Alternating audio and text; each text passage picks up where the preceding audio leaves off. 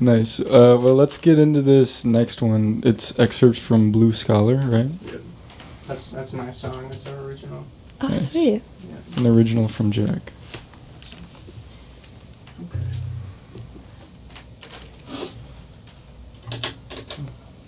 Whenever y'all are ready.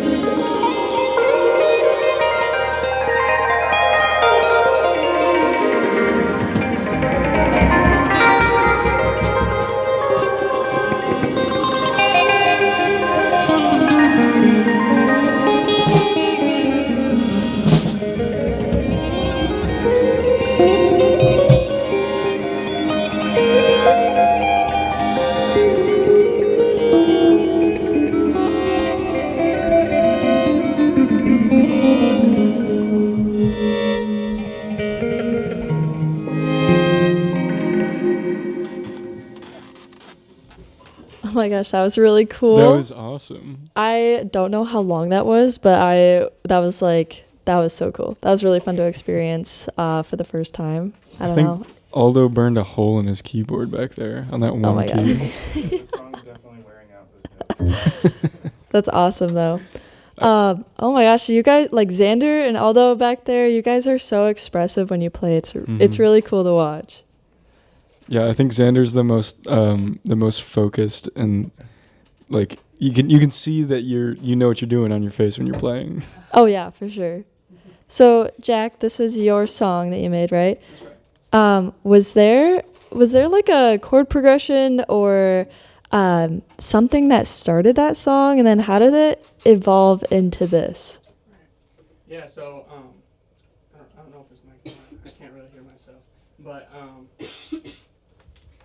I started by having like a few songs that I had been writing for almost 5 years now. I've been writing a few songs just like on my own personal time, and the chord progressions and the parts and the duet in the middle were all part of. They're kind of sections from those songs. Yeah. Okay, so it was just kind of all like pieced together. Yeah, it was kind of patched together, a few different sections patched together. How much of this song is like improvised, or is none of this improvised? Is it all planned out? It's a good question. So we wanted to kind of blur the line between what's improvised and what's fully written. So like the duet between Riku and I was fully written, but like our solos were all improvised, and kind of how long certain sections last is improvised by us as well. And oftentimes we'll just do a whole song that's mostly just improv. How do you guys like communicate to each other when to stop or start a new section? I think it's partially feel, but also trying to look at each other the best we can. Sometimes we fail miserably, but it's part of the risk of kind of playing this very improvised music live to really push those boundaries. Mm-hmm. I feel like you guys do a really great job at that, though. I know I saw a lot of you guys looking at each other, especially Xander and Aldo. I feel like you guys stare into each other's eyes all the time. But it's really cool. You guys are a hive mind back there. Yeah, it's true. With all these different, like, I guess, influences or, backgrounds of, like, Xander, I know you play jazz mostly, right? I guess. And I have to play a lot of jazz at school. Right. But, yeah, man, it's a lot of jazz, I guess, yeah. Woo! Fucking... Anyways, so I play Chameleon in my big band, too, so it's a little bit of funk also. A little bit of funking, Yeah, that was very funky. I would agree. So with all these different influences, I guess, besides experimental, how would you guys describe yourself and, like, what you play? I would say it has a lot to do with progressive music, which doesn't have a very good definition, but like progressive rock bands like Genesis and Yes, and a lot to do with progressive German music from the early 70s, like Can and Neu. And then also around that same time, the stuff that Miles Davis and Herbie Hancock were doing, a lot of experimental artistic liberty given to the artist around that time, and we try and channel that. Mm-hmm. That's pretty cool, yeah. Yeah, I saw, Jack, you listed some Swedish prog people in your influences. Yeah, that's right. A Norwegian band called Wobbler. They're Nice. quite interesting band. I like them. Good stuff. So what does it take? What do you guys think the criteria are for a band to be either progressive or experimental? That's 'Cause really a good question. It's not very well defined, but what do you guys think? I think it's all in the intention. Like, just, genuinely, I don't know, but also it's like experimenting can mean a lot of things too. So, Yeah. you can experiment slowly, fastly, not doing a lot, doing a lot. I think it's just about like the heart you're putting into it. Mm-hmm. Yeah, I totally agree with that. What kind of like the intentions of the artist in some way influences how experimental a project might be, in my opinion. Just because, I don't know, if an artist is reaching for different sounds, weird sounds, a band that people think about a lot that does that is Pink Floyd. They would reach for a lot of strange sounds, be experimental in that way. So I agree with Xander on that fully. That's a good definition. I think in general, if I'm just listening to something and I hear something I think is experimental, maybe it's because they have like a long song that's with lots of parts or something. But other than that, I agree with what Xander said. Mm-hmm. Like finding new sounds to bring to people. Yeah, that's right. For sure. For our listeners, Jack is not wearing shoes. Does it help you to play your pedal board with just your socks on? Yeah, I feel like I'm dancing over here on the pedal board with both my feet, trying to switch the pedals and then control the volume and the wah. So I decided that I need to really feel the pedal board. It needs to become one with me. You need to be nimble down here. Oh yeah. I do. While I was listening to this one particular song, or many songs pieced together, I felt like it was very well like blended. Even though you guys are playing live and like you're doing everything on the spot, I thought that it sounded like really well like put together. I don't know. It was like all your guitar tone and pedals and stuff, and then whatever you were doing over here, Aldo, it was like it was melting my brain a little bit. It was really cool. That's a wonderful feedback. Thank you so much. I'm happy to hear that. The transitions were hard to get for us, I feel like, but we did our best. Did it take you guys a while when you started playing together to kind of fall into that niche of being comfortable with your transitions and improv and stuff on stage? I would say yes and no. When we first started playing together, it just kind of happened. But then the hard part is trying to recreate that consistently. That took a lot more time in practice. Mm-hmm. For sure. When you guys jam together, do you ever like record yourself, or like how do you guys like jam together, find something that you really like and you're like, oh my gosh, like save that for later, or like I want to turn this into something someday? Yeah, actually in the song we just played, the kind of opening segment of that was pulled from not something that I wrote, but just something that we improvised into during one of our shows in July. We played around here, and I really liked how it sounded. It was spontaneous and everything, so that was really fun. And we pulled it back up. It was on YouTube, and we kind of tried to recreate it. Okay, cool. Yeah. That's super sweet. It looks like we've got a Jamiroquai song next. Is that correct? We actually played the Jamiroquai song at the end of the last song. It was a medley. Yeah, we snuck it in there. We snuck it. Oh, that's cool. So we've got our Xander original up next. This one's going to be fairly loud, but I just want you to walk with me here. All right, we're excited to hear it.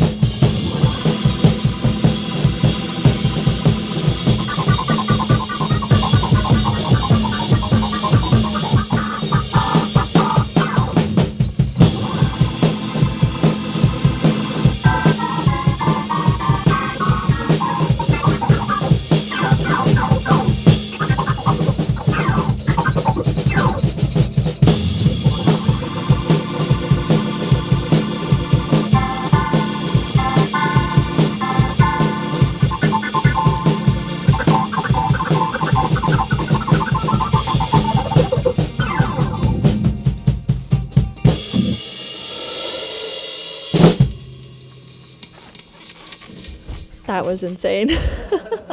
That was super cool. I love the dynamic changes in that song. And the kick was always driving. It was super cool.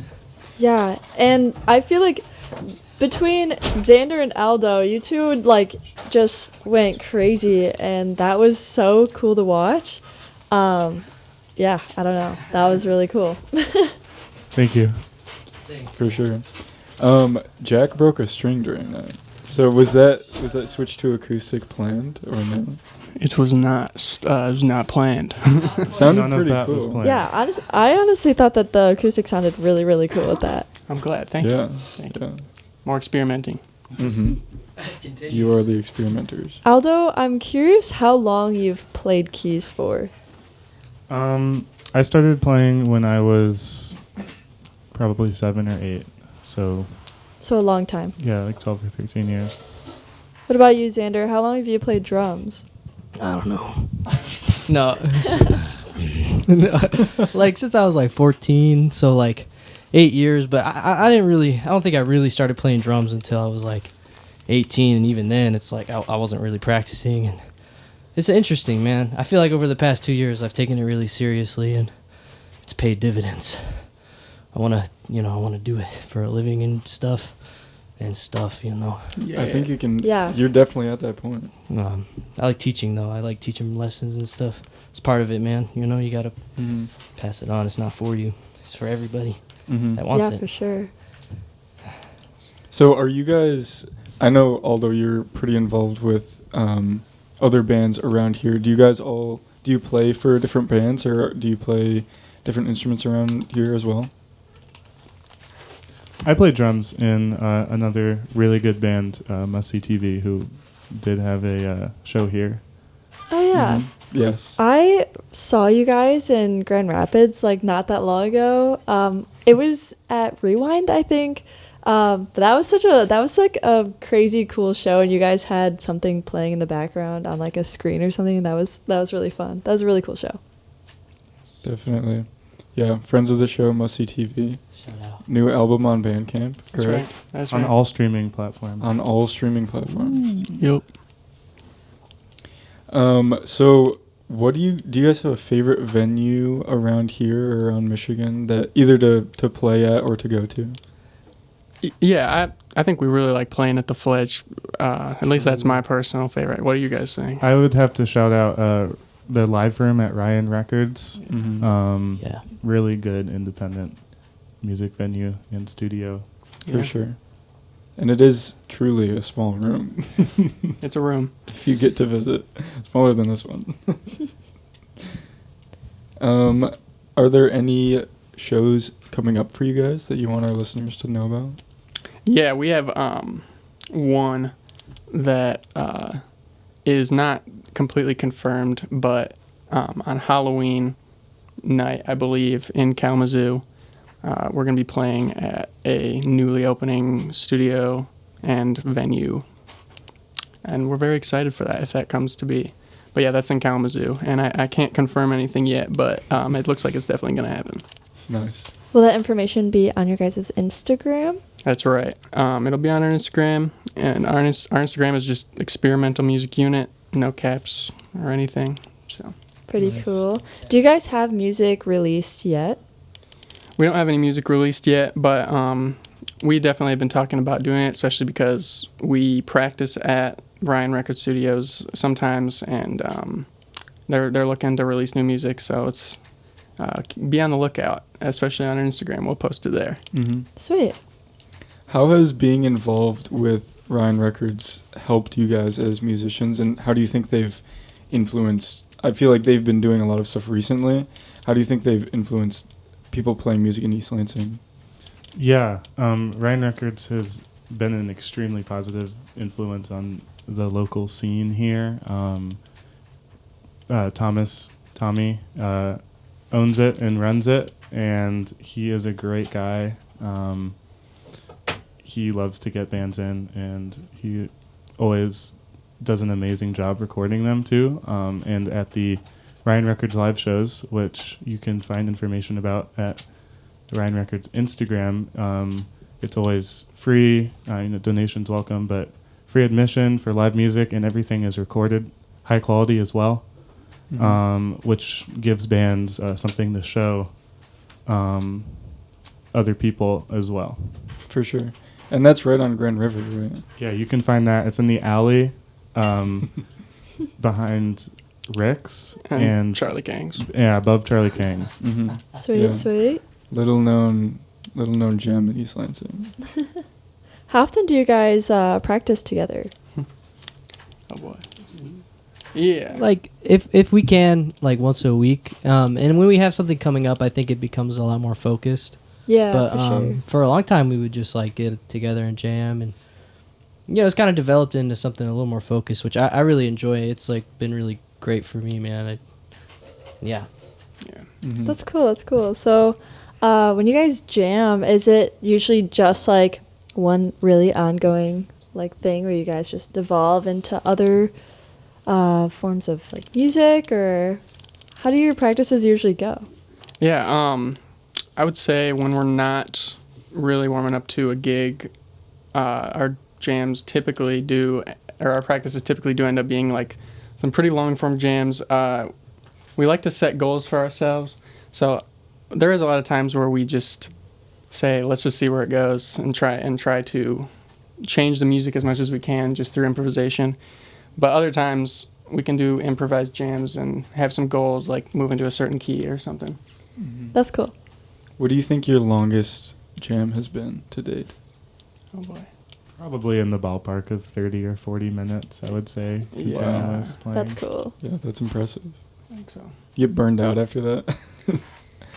Not really. It's inspiring, actually. Yeah, sometimes we want to keep playing, but something falls apart, or sometimes someone just knocks something over. That's funny. Nice. Well, it looks like you've got one more song left. Yeah, one more, unless you've got any more material. So let's get into that. Yes, that would be the final tune. I can introduce it real quick. It's Prelude 1 by the Myles Davis band when he was kind of moving into some more experimental parts of his life after, starting off with all the traditional jazz that he created. But we're really drawn to what he did with that band because of the heavy improv. So this was also one of the first songs that we ever kind of tried to learn for a gig. So it's pulling it off the shelf. Sweet. Nice. Super excited to hear it. Oh, okay. With that. Well, I've got it hooked up to this.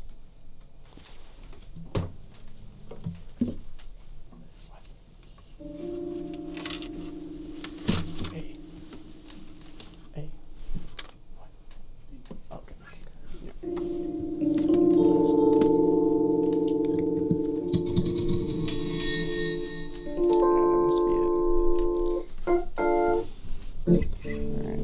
Yeah. Alright.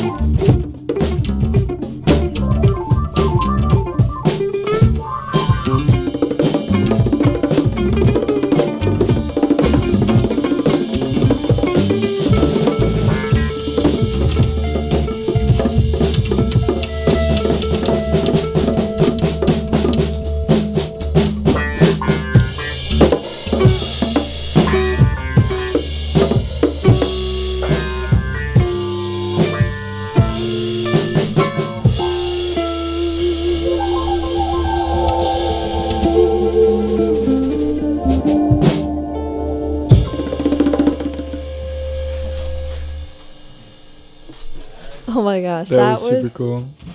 Again, I have no idea how long that was, but that was like, I'm just like, oh my gosh. So fun to watch. I don't have exactly words for this. I don't know. For those of you listening at home, Aldo was both on keys and bongos. Yeah, that was one person. That was really entertaining to watch. Yeah, super cool. Yeah, I'm also kind of speechless. How long have you guys been playing that tune together? The Myles Davis one? Mm-hmm. That was like the Fledge gig, right? That was like the first one. How long? It was cold when we did that. It was. Yeah, that must have been like last Christmas. Last Christmas, man. Yeah. Mm-hmm. Pretty good. And then that went into a bunch of improv, right? Okay, cool. That was really awesome. I did have a question, and this is kind of like it's kind of I don't know, weird question, but like when I listen to music, I associate it a lot with like other things than music, and I was kind of curious if you guys had the same thing. Like, is there any songs that you guys made because of a certain feeling or like a memory or a certain instance? That's a good question. I would say at least my answer to that would be, like, I mean, for the one that I wrote, we were trying to go for the feeling of something, I don't know, kind of mystical, almost kind of medieval feeling, something of that vibe, trying to capture something of that nature, kind of with the duet and everything. But are there any songs you guys have in mind? I always think about modernist art, like George Braque and his paintings of birds. I always like visualize that when I'm soloing. Yes. Nice. That's super cool. Were you raised in and around music? Like, do you have anyone to attribute to people that like got you into music while you were young? I would say that my parents were always listening to a lot of music, and then when I was like 13 or so, my uncle showed me Miles Davis, Bitches Brew, and Lonnie Liston Smith. Nice. That's super cool. What about you guys? I would say that my parents weren't very musical people, so not really my family, but my friends, definitely. I kind of grew up a little bit talking about music a lot as when we were a lot younger. I remember that being a big influence on wanting to play, and so it was my friends personally. What about you, Xander?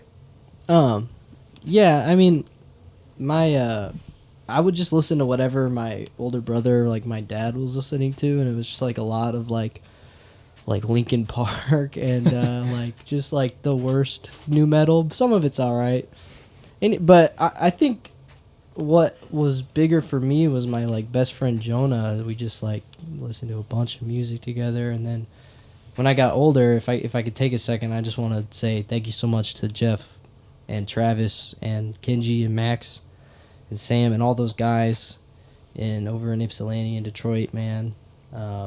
Especially Jeff and Travis, man. You guys mean so much to me. You really, really guided me through the music. And that was like in the past like 2 years of my life. It was like the jazz thing, going to sessions and stuff. But yeah. That's super cool. Yeah, we need those people to influence others into doing this kind of stuff. Did you just recently start teaching too? Yeah, I started teaching at Guitar Center. Nice. In the last summer. Nice. It's been great. I love my students. They don't really give me a lot of problems mostly. That's good. I appreciate that. Shout out Frandor. Yo, friend. Along with like learning music like on your own or with teachers, how much did music theory like really play into what you guys know now, especially with like improv and stuff? And how much did you hate music theory? I can start with that one. I would say that it was being put into my school's jazz band that really made me interested in music theory. I remember I used to play like saxophone when I was little. I don't anymore. And I thought it was really boring, music theory stuff. I remember that. And I didn't pay attention and got like B's on music theory tests. But then after jazz band, I don't know, I felt much more interested in it. And I feel like a lot of the times when I'm writing, it's through more of a theoretical music theory lens. So that's me personally.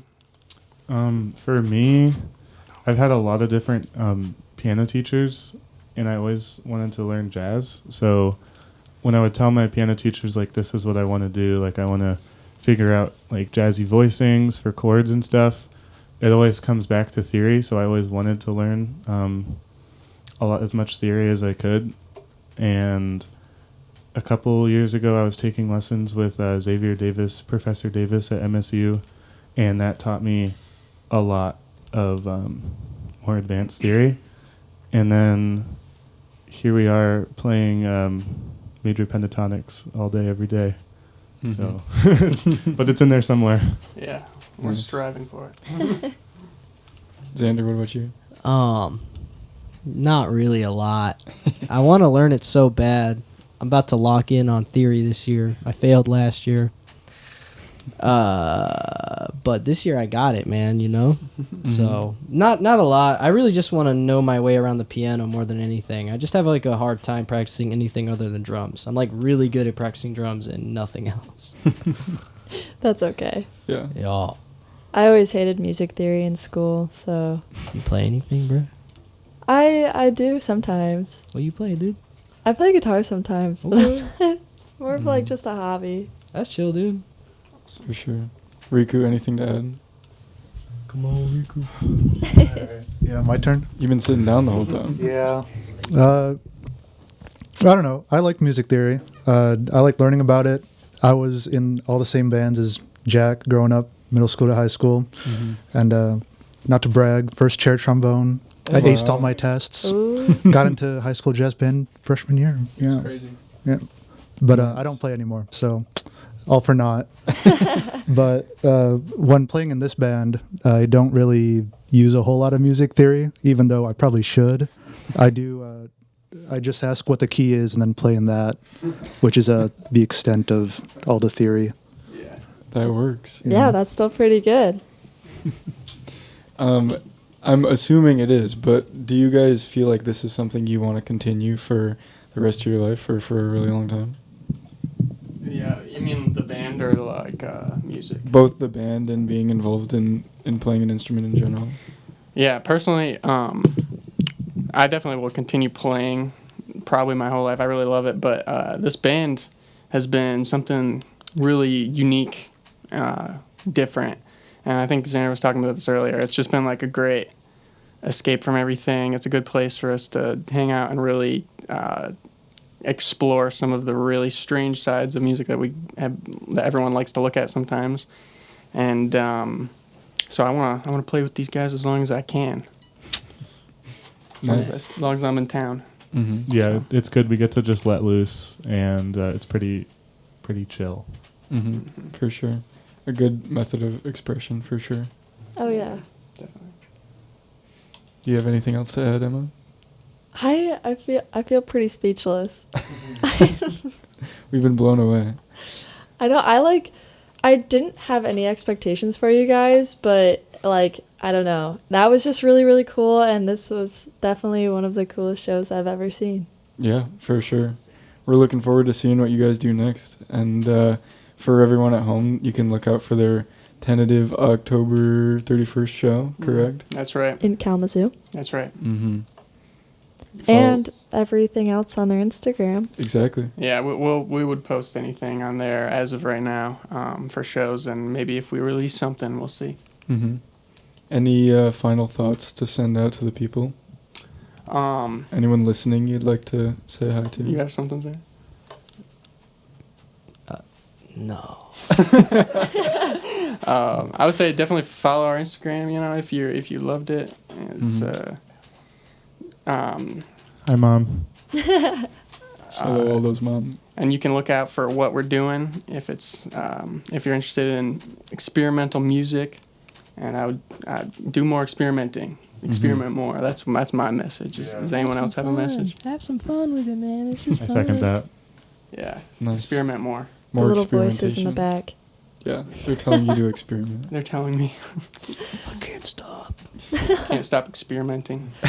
Well, thank you guys so much for coming on to our show. And yeah, definitely check out their Instagram. They're a really fun group. For all of you listening, this was EMU, Experimental Music Unit. And we'll see you guys next week on The Basement here at Impact 89 FM. Yeah, see you next week. Thanks, guys. Thank you.